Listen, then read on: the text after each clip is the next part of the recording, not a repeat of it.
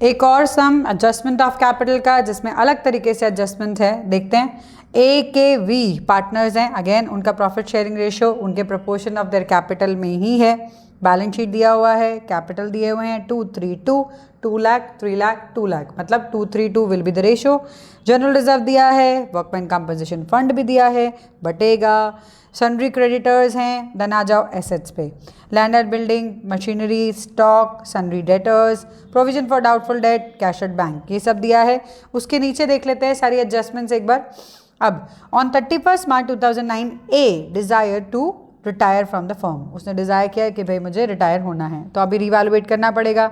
Land and building जो हमारी है वो अप्रिशिएट हुई है 30% से, मशीनरी डेप्रिशिएट हुई है 20% से, बेड डेप्ट हो गए हैं 17,000 के। यहाँ पे एक चीज़ ध्यान रखनी है, हमारे पास 10,000 के प्रोविजन फॉर डाउटफुल डेट थे, उतना तो हम कवर कर सकते थे, उसमें से 7,000 एक्स्ट्रा बेड डेप्ट हो गए हैं, वो हमें ध्यान रखने पड़ेंगे।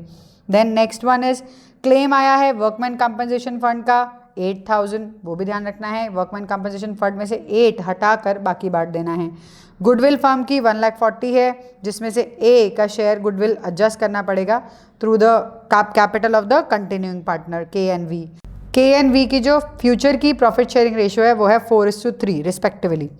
जो कैपिटल बोल रहे हैं वो बोल रहे हैं कि कैपिटल जो कंटिन्यू करेंगे पार्टनर्स वो पहले वाली कैपिटल के बराबर रहेगी, मतलब क्लियरली जो कंटिन्यूइंग पार्टनर है और जो पहले रिटायरमेंट के पहले जो टोटल कैपिटल थी यानी कि 7 लाख, अभी भी 7 लाख ही रखेंगे वो in their profit sharing ratio. ठीक है, अमाउंट जो देना था हमें ए को वो हमने 50,000 अभी कैश में दे दिया है और बैलेंस हम उसके लोन में ट्रांसफर कर देंगे। चलो ठीक है, पहले देखते हैं revaluation account, partners capital, and with that we will see balance sheet also. एक और क्वेश्चन सेम में ही अभी पढ़ा हमने क्वेश्चन, अब हम करें वही revaluation, partners capital and balance sheet. ठीक है, स्टार्ट करते हैं। सबसे पहले लैंड एंड बिल्डिंग 30% से अप्रिशिएट हुई है, तो हम यहाँ क्या करेंगे, लैंड एंड बिल्डिंग लिखेंगे। क्यों क्रेडिट में, हमें पता है क्रेडिट में सारे प्रॉफिट्स होते हैं। 2 लाख का हमारा लैंड एंड बिल्डिंग था, 30% ऑफ दैट विल बी 60,000, 60,000 से बढ़ गई है। एसेट के अंदर लैंड एंड बिल्डिंग 2,60,000 रखेंगे, ये चीज़ तो हमें समझ आ गई। मशीनरी 20% रिड्यूस हुई है, कम हुई है, तो ऑब्वियसली जो कम होता है वो हम डेबिट में लिखते हैं, तो हम मशीनरी लिखेंगे यहाँ पर। मशीनरी, हमारी मशीनरी थी 3 लाख की, 20% ऑफ 3 लाख इज 60,000। अब यहाँ पे मशीनरी के अंदर से 60,000 कम हो जाएंगे, तो इट विल बी 2,40,000। 3 लाख में से 60 कम हो गए। देन अदर देन दैट एक बेड डेप्ट था, बेड डेप्ट 17,000 का था। अब यहाँ पे ध्यान रखना है कि हमारे डेटर्स में से already provision for doubtful debt, debtors में से डेटर्स थे हमारे 1,10,000 के, उसमें से प्रोविजन फॉर डाउटफुल डेट तो 10 था ही जो रिकवर हुआ बेड डेप्ट में गया, प्लस 7,000 एक्स्ट्रा गया। ठीक है, तो यहाँ पे जो प्रोविजन था डाउटफुल डेट माइनस बेड डेप्ट को जो हम कह सकते हैं इससे रिकवर, दोनों को मिला के 17,000। सो बेसिक 10 तो माइनस था ही ऑलरेडी, तो यहाँ हम 7 लिखेंगे। बेड डेप्ट के कितने लिखेंगे, 7। ये ध्यान रखना पड़ेगा आपको, वर्किंग नोट लिख लो, स्टार बना लो कि भाई आपके पास प्रोविजन फॉर डाउटफुल डेट था 10, तो वहाँ से 10 कवर हो गया, एक्स्ट्रा वाला 7,000 हमें यहाँ डालना है, जो 7,000 एक्स्ट्रा था वो यहाँ डालना है। यहाँ पे हम टोटल ही लिखेंगे, बैलेंस शीट के अंदर टोटल आएगा। So this will be 93,000। यहाँ तक तो हमें कोई दिक्कत है नहीं, रिवैल्यूएशन खत्म हो गया और कोई रिवैल्यूएशन की एंट्री थी नहीं। ठीक है, अब रिवैल्यूएशन का प्रॉफिट है या लॉस है उसे बांट देंगे, किस रेशियो में, कैपिटल रेशियो में। इनकी कैपिटल क्या थी, लिख लेते हैं, by balance brought down 2 lakh, 3 lakh, 2 lakh, यानी कि 2:3:2, 2:3:2, ये ध्यान रखना है। चलिए 60 खत्म, यानी कि डेबिट का 7,000 ज़्यादा है, डेबिट का 7,000 ज़्यादा है, मतलब लॉस हुआ। लॉस ट्रांसफर्ड टू, किसको ट्रांसफर करना पड़ेगा, हु इज रिटायरिंग, क्या मतलब है, सबको ही तो देना है, क्यों भूल जाते हो। रिटायरमेंट का मतलब ये नहीं है कि उसको नहीं देना है, सबको देना है जिसने भी काम किया। सो 7,000 बटेगा तीनों में 2:3:2, तो पता ही चल रहा है 2,000, 3,000, 2,000, ठीक है, टोटल कर देते हैं यहाँ पे ख़त्म, इसको भी कर देते हैं यहाँ पे ख़त्म।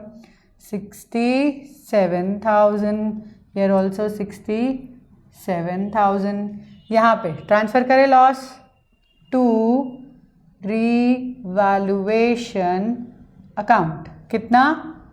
2,000, 3,000, 2,000, इतना तो हमारा हो गया। अब बैलेंस शीट के अंदर दो चीज़ें थी, याद है? जनरल रिजर्व था एक 35,000 का, वो बांटना पड़ेगा।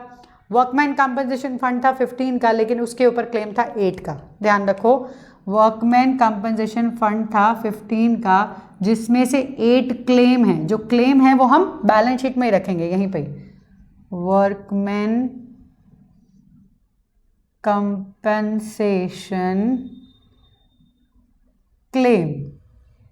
ठीक है, ये 8,000 रखा, 15 में से 8 चला गया, तो 7,000 विल बी डिस्ट्रीब्यूटेड किसमें? यहाँ पर पार्टनर को मिल जाएगा bye workman compensation fund.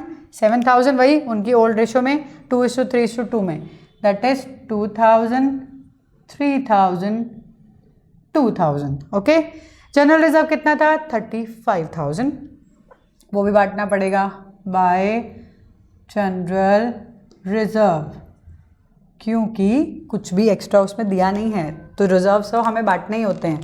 35,000 into 2/7, that will be 10,000 here. You can calculate 10, 15 and 10, मतलब हमारा जनरल रिजर्व वाला काम भी हो गया। अब और क्या काम बाकी है हमारा? Goodwill. Yes, never forget to go for goodwill. Goodwill था हमारा, टोटल वैल्यूएशन इज 1,40,000, 1,40,000। ठीक है, हमारा रेशो क्या था? Old was 2:3:2।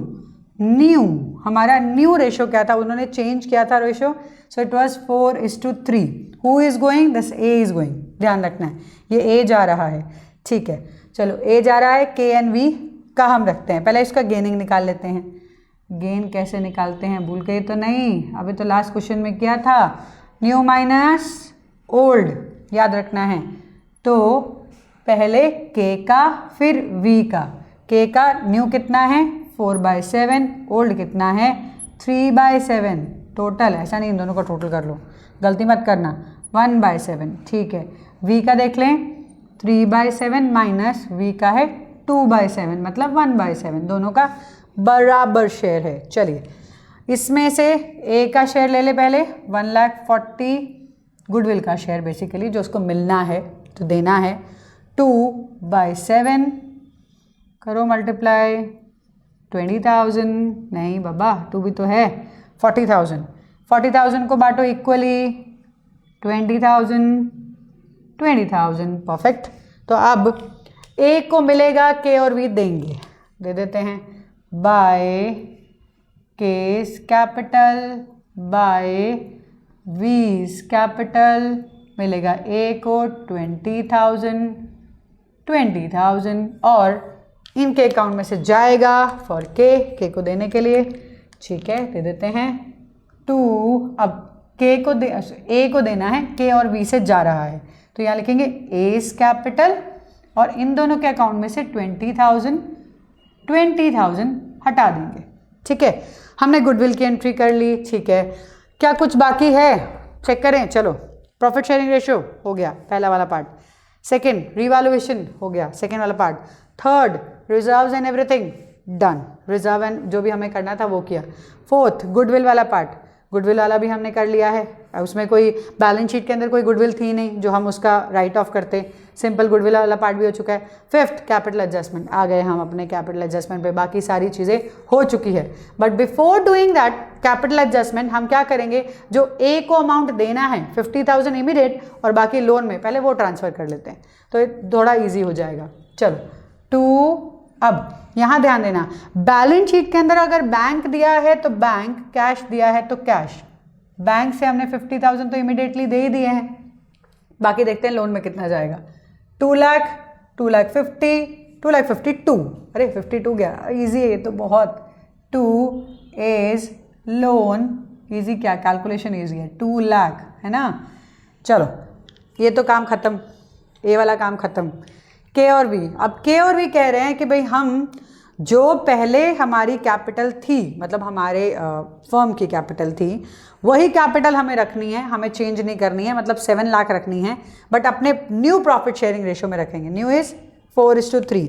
7 लाख को अगर मैं डिवाइड करती हूँ 4:3 में तो क्या आता है, टू बैलेंस कैरेट डाउन, इनमें आ जाएगा obviously 4 lakh and 3 lakh.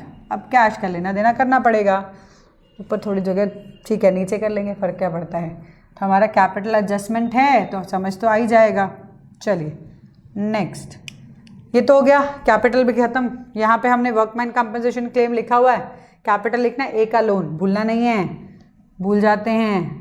As loan 2 lakh, cash में से 50,000 माइनस करना है, बट कैश का बाद में करते हैं क्योंकि अभी लेना देना बाकी है। चलो सी के का देखें, इसके पास यहाँ पे है 3,18,000, यू कैन सी 3,315 मतलब 3,18,000। यहाँ पे 4,23,000 उसमें से 3,18,000 ही is having right now. So कितना बाकी, 1,05,000 तो मंगवा लेते हैं बाय बैंक 1,05,000, ये हमें मंगवाना पड़ेगा, डोंट हैव एनी ऑप्शन। चलिए नेक्स्ट वन, 3,32,000, ठीक है, 3 नहीं, अरे बाबा 3,22,000, 20 एंड 2, 3,22,000, इसमें से 2,12,000 हमारे पास हैं, 2,12,000, 1,10,000 हमें मंगवाने पड़ेंगे, कम है मंगा लो, 1,10,000 यहाँ से हमने मंगवा लिए, ठीक है, ख़त्म हो गया, जितना मंगवाना था दोनों से मंगवा लिया। अब क्या करें, नीचे टोटल तो आप कर लोगे इजीली, यहाँ पे टोटल। चलो अब ये कैपिटल हम ट्रांसफ़र करते हैं, ये कैपिटल यहाँ ट्रांसफ़र करते हैं। कैपिटल्स किस किस की है, के की, वी की। के की कितनी, 4 लाख, वी की कितनी, 3 लाख। चलो बाकी सारी एसेट्स याद करो। आप एक बार शाम दोबारा से देख लेना पीछे जाके, तो आपको समझ में आएगा कौन कौन सी चीज़ें कहाँ कहाँ जा रही हैं। लैंड एंड बिल्डिंग थी, मशीनरी थी, डेटर्स था, वो पार्ट हो गया। देन स्टॉक था, if you remember 1 lakh rupees का, उसके अंदर कोई चेंजेस नहीं आए हैं, क्लोजिंग स्टॉक या स्टॉक बोलो, दोनों चीज़ें बराबर है।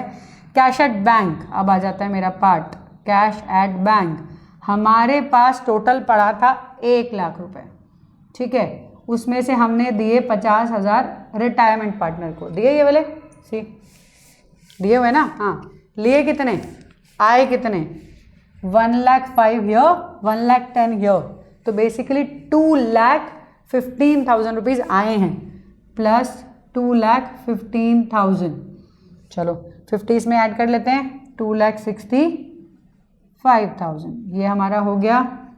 कुछ और चेक, वंस अगैन लोन डाल दिया है, कंपनसेशन क्लेम है, कोई क्रेडिटर्स, हाँ एक क्रेडिटर्स थे, भूलना नहीं है, वो भूल जाएंगे तो बैलेंस शीट मिलेगी नहीं। बैलेंस शीट देखनी है क्या क्या चीज़ें बाकी तो नहीं है, तो क्रेडिटर्स थे हमारे 50,000 के, उसको भूलना नहीं है, चेक करना है बार बार, तो चेक करोगे तो पता लग जाएगा कि गलती की है कि नहीं करी है। तो वर्कमैन कंपनसेशन क्लेम 8,000, ए का लोन लिख लिया है, कैपिटल्स क्रेडिटर हो चुका है, land and building, machinery, debtors, stock, cash at bank, clearly कितना आया और कितना गया उसके साथ, ठीक है। और कहीं पे कोई पैसा वैसा तो नहीं गया, चलो टोटल कर लें, 2 लाख, 2 लाख, 4, 5 लाख, 6 लाख, 7, 8 लाख, यहाँ तक हो चुका है 8 लाख, ठीक है। उसके बाद ये 93 एंड ये 65, चलो 0,008,519,9,58,000। अब यहाँ आ जाना चाहिए तो मज़ा आ जाएगा।